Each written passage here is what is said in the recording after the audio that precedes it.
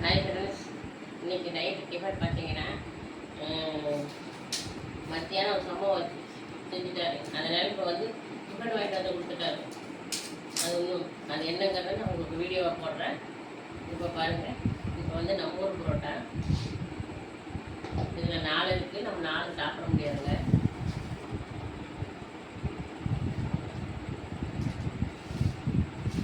எப்போவுமே வந்து நம்ம 2 தான், அதுக்கு மேலே சாப்பிட முடியாது. சூடாக இருக்குங்க, சுட சுட.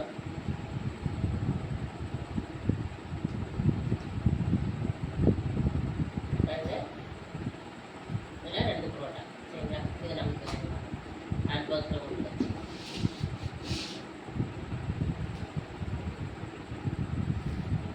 இந்த 2 புரோட்டா அவ்வளோதான் சாப்பிடுங்க.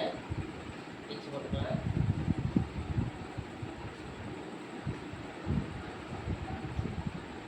ஏன்னா நமக்கு 2 புரோட்டாவும் சாப்பிடுவேன், அதுக்கு மேலே நான் சாப்பிட மாட்டேங்க.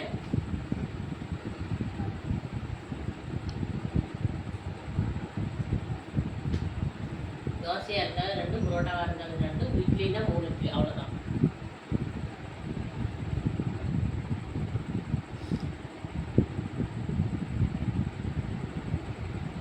பார்த்தீங்கன்னா இது கார சட்னி.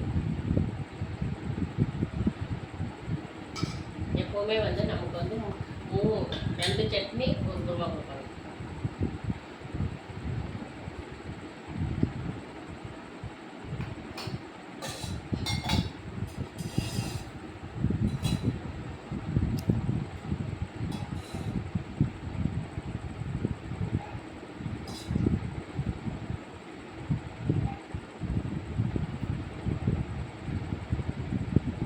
ஃப்ரெண்ட்ஸ், ரூபா ஊற்றியாச்சு. கொஞ்சம் ஊர் விட்டு நல்லா பேசஞ்சு சாப்பிட்டா சூப்பராக இருக்குங்க. நம்ம ஊரில் எப்பவுமே வந்து கார சட்னி, தேங்காய் சட்னி, குருமா 3மே கொடுப்பாங்க.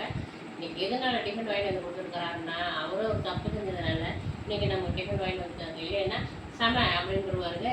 ஏன்னா புரோட்டா சாப்பிடக்கூடாதுன்னு சொல்லுவார். புரோட்டாவே வாங்கி தர மாட்டார், அது உடம்புக்கு கெடுதலுங்க. இன்றைக்கி புரோட்டா வாங்கிட்டு வந்து கொடுத்துருக்காரு. சரின்னு நம்ம சாப்பிட்டுக்கலாம். சரிங்களா? எப்படி இருக்குன்னு சொல்கிறேங்க.